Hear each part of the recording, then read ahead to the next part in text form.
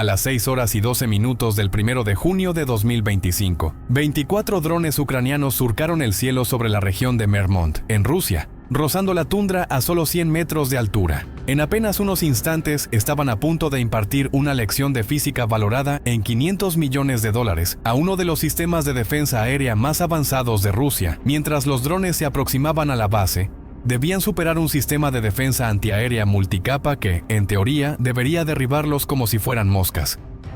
Sin embargo, la tarea no era tan sencilla. El primer obstáculo eran los radares. Los radares de búsqueda dedicados, como el Nevo-M, destacaban por detectar objetivos pequeños gracias a que sus ondas de mayor longitud generaban efectos de resonancia con objetos del tamaño de un dron.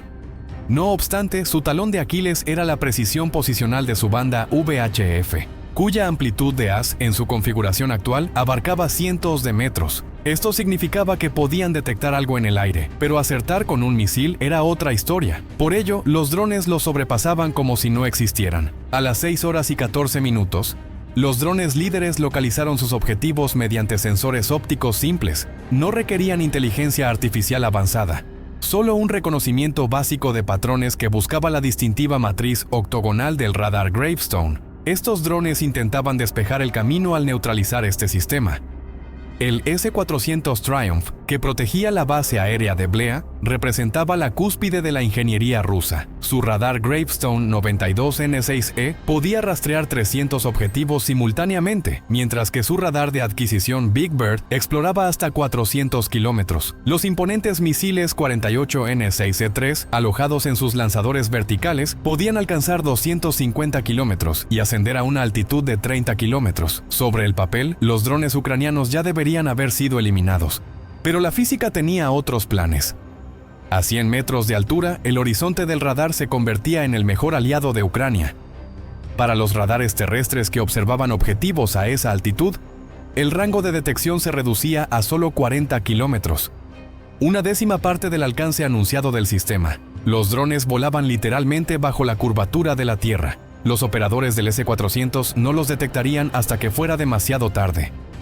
El radar de seguimiento en banda X, que operaba entre 8 y 12 GHz, destacaba en el rastreo de cazas a gran altitud, pero tenía dificultades con objetivos que rozaban el suelo. Las ondas cortas permitían un seguimiento preciso, pero también hacían que el clúter terrestre, rocas, edificios y árboles que reflejaban las señales, resultara abrumador. Además, incluso si lograban detectar los drones, los ucranianos habían posicionado sus camiones de lanzamiento a solo 2 kilómetros del perímetro de la base, dentro del rango mínimo de enganche del S-400. Los misiles necesitaban al menos 2 kilómetros para armar sus espoletas de proximidad y lograr control aerodinámico, como intentar usar un rifle de francotirador en una pelea cuerpo a cuerpo. Ni siquiera los sistemas Pantsir S-1, que protegían al S-400, podían salvarlo. Desde la detección hasta el enganche, el proceso tomaba entre 5 y 6 segundos. Adquisición por radar, interrogación IFF, giro de la torreta y lanzamiento del misil. Pero a una velocidad de 50 metros por segundo, los drones recorrían los 2 kilómetros en solo 40 segundos. Cuando el radar de búsqueda del Pantsir los detectaba a 4 kilómetros, los defensores tenían apenas 2 segundos para reaccionar. Y para entonces ya era demasiado tarde. A las 6 horas y 16 minutos, los primeros drones impactaban contra el S-400 y sus radares. Con el sistema destruido, los drones restantes comenzaron a atacar los bombarderos como una multitud que se lanza sobre un buffet recién surtido. En cuestión de minutos, numerosos aviones valorados en cientos de millones de dólares ardían en llamas. Este era solo el primero de varios festivales improvisados de fuego que Ucrania organizaba esa mañana. Si te está gustando este video, suscríbete para no perderte más contenido como este. A las 6 horas y 18 minutos, mientras el humo ascendía desde Blea, una segunda oleada de drones ucranianos se aproximaba a la base aérea de OEA, a través de un aire ártico de menos 12 grados Celsius, que transformaba el aliento en cristales de hielo. Los defensores de la base estaban preparados. Los sistemas Pantsir S-1 encendidos. Los operadores escudriñando sus pantallas. Sin embargo, no sospechaban que el propio Ártico se convertiría en el arma más poderosa de Ucrania. La primera señal de problemas apareció en las propias pantallas de radar. Los objetivos se mostraban a 500 metros de altitud, luego a nivel del suelo y después a 1000 metros, todo al mismo tiempo, siendo el mismo dron. Las inversiones térmicas árticas generaban un fenómeno de ducting atmosférico, donde gradientes extremos de temperatura curvaban las ondas de radar, similar a la luz atravesando un prisma. El aire frío en la superficie tenía un índice de refracción mayor que el aire cálido en altura, creando espejismos electromagnéticos que hacían imposible un seguimiento preciso. El antiguo radar P-18 Spoon Rest, una reliquia de los años 70 diseñada para detectar bombarderos B-52 cruzando el Polo Norte, resultaba completamente inútil en estas condiciones. Sus amplificadores de válvulas se desestabilizaban en el frío, y contra drones diminutos en este entorno era como si estuviera apagado. Pero los verdaderos problemas surgían cuando los sistemas Pantsir intentaban actuar. El fluido hidráulico se había espesado como melaza a menos 12 grados Celsius. La velocidad de giro de las torretas caía de 60 grados por segundo a menos de 20. Los cañones automáticos de 30 milímetros, que deberían disparar 5.000 rondas por minuto, apenas alcanzaban 1.000 antes de que el lubricante congelado los atascara por completo. Mientras tanto, los drones ucranianos prosperaban en este clima. Sus baterías de fosfato de hierro y litio mantenían su potencia incluso en temperaturas tan extremas. Sin hidráulicos que se congelaran ni mecanismos complejos que fallaran, sus motores sin escobillas funcionaban mejor en el aire denso y frío. Sus cámaras térmicas veían OEA iluminada como un árbol de Navidad, con cada edificio calentado y cada motor tibio brillando contra el paisaje helado. Un Pantsir finalmente lograba fijar un objetivo y disparaba. El misil 57E6 se lanzaba hacia su blanco, con su espoleta de proximidad armada para detonar a 5 metros. Pero los electrónicos en frío extremo fallaban. Los capacitores se desviaban. Los osciladores cambiaban de frecuencia y el procesamiento se ralentizaba. El misil atravesaba la formación de drones sin explotar, ya que las espoletas calibradas a temperatura ambiente no funcionaban a menos 12 grados Celsius. Los primeros drones alcanzaban los tanques de combustible de aviación, y la física tomaba el control. Cuando explosiones de 2500 grados Celsius chocaban con acero enfriado a menos 12 grados, el metal se volvía frágil como el vidrio. Los tanques no solo explotaban, se fragmentaban, enviando metralla supersónica en todas direcciones. Cada fragmento generaba su propio choque térmico, desencadenando una cascada de destrucción. Tuberías congeladas se agrietaban, válvulas se rompían y todo el sistema de combustible se convertía en una bomba de fragmentación masiva. A las 6 horas y 24 minutos, OEA era un infierno visible desde el espacio. Los defensores habían disparado más de 40 misiles Pantsir y miles de rondas, acertando a solo 3 drones, pero los otros 21 habían dado en el blanco. A veces, el arma más efectiva no es la alta tecnología, sino comprender el entorno mejor que el enemigo. Pero el siguiente ataque no contaba con un entorno tan hostil. A las 6 horas y 25 minutos, la base aérea de Diaghilev representaba todo lo que una defensa aérea moderna debería ser.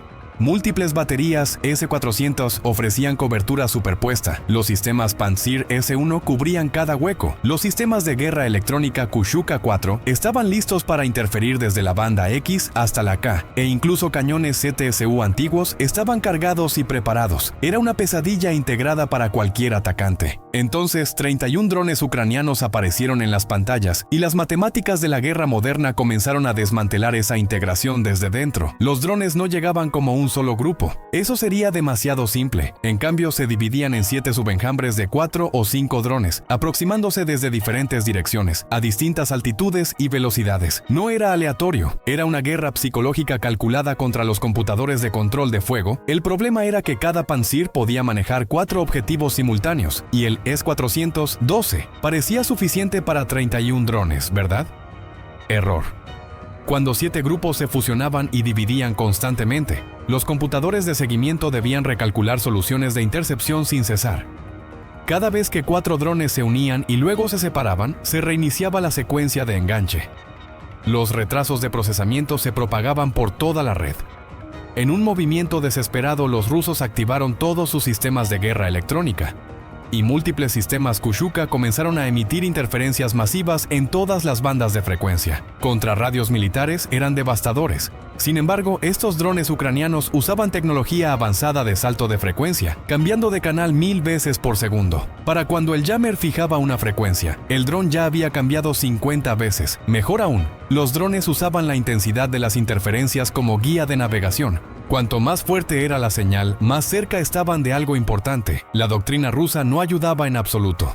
Su ciclo de enganche tomaba unos 12 segundos desde la detección hasta el lanzamiento del misil, pero con drones moviéndose a 50 metros por segundo desde múltiples direcciones, recorrían 600 metros en un solo ciclo de decisión. 7 grupos aseguraban que siempre hubiera alguien dentro de ese ciclo, siempre más cerca de lo que el último cálculo predecía. Aquí es donde los sistemas distribuidos mostraban su poder aterrador. A través de redes de malla con transmisiones en ráfagas ultracortas, cada dron sabía dónde estaban los demás. No había un controlador central, solo reglas simples: evitar colisiones, mantener distancia y converger en los objetivos. Cuando aparecían huecos, los drones se ajustaban. Cuando surgían oportunidades, las explotaban. No era inteligencia artificial, era un comportamiento emergente imposible de contrarrestar. A las 6:31, la primera oleada demostraba por qué los ingenieros temen los ataques sincronizados. 17 drones impactaban en una ventana de 2 segundos, con sus cargas moldeadas creando ondas de choque superpuestas.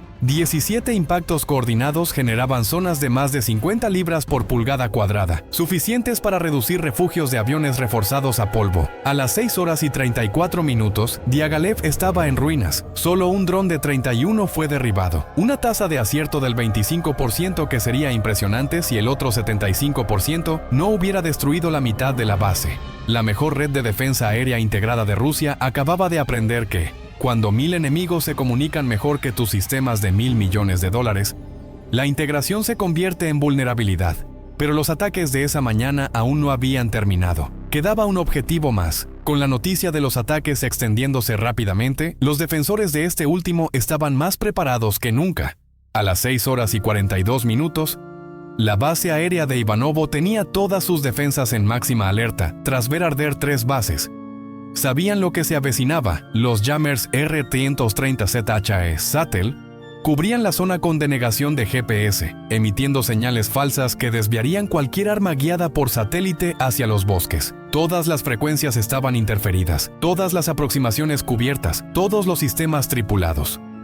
Si una defensa aérea tradicional podía detener enjambres de drones, era aquí donde ocurriría. Los drones entrantes deberían estar volando a ciegas, con sus receptores GPS saturados y sus comunicaciones cortadas. Sin embargo, mantenían una formación perfecta, navegando alrededor de las características del terreno con una precisión inquietante.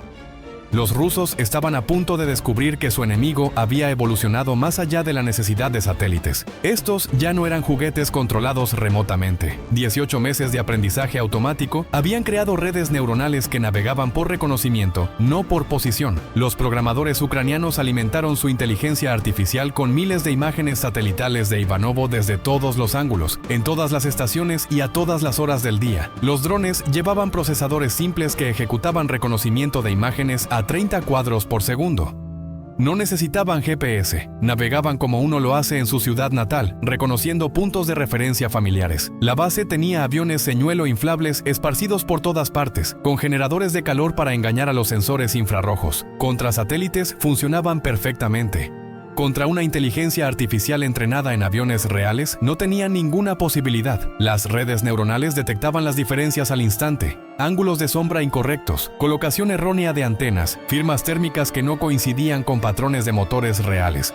Los señuelos de $1 millón eran ignorados mientras los drones se dirigían directamente a los objetivos reales. Entonces ocurrió algo que aterrorizó a todos los defensores. Los drones comenzaron a coordinarse sin control externo, usando transmisiones en ráfagas demasiado breves para ser interferidas. Compartían descubrimientos. Cuando un dron identificaba un objetivo prioritario, todos los demás lo sabían en milisegundos. Se redistribuían según los ángulos de ataque, los tipos de ojivas y la vulnerabilidad del objetivo. Sin operador humano, sin control central, solo máquinas tomando decisiones tácticas. La precisión del ataque final era casi quirúrgica. Los drones con ojivas penetrantes apuntaban a los refugios reforzados. Las cargas de fragmentación atacaban los aviones al descubierto, aquellos asignados a los bombarderos Tu-95MS, capaces de portar armas nucleares, apuntaban a puntos específicos. Las bases de las alas para una destrucción máxima. Las raíces de las alas para un colapso estructural. No era solo destrucción aleatoria, estaba optimizada para el máximo daño. A las 6 horas y 47 minutos, el sistema de combustible subterráneo se rompía en 6 puntos calculados. Las tuberías interconectadas propagaban las explosiones como una red de mechas, creando un infierno que abarcaba toda la base y que ardería durante semanas. 14 bombarderos estratégicos, valorados en $700 millones,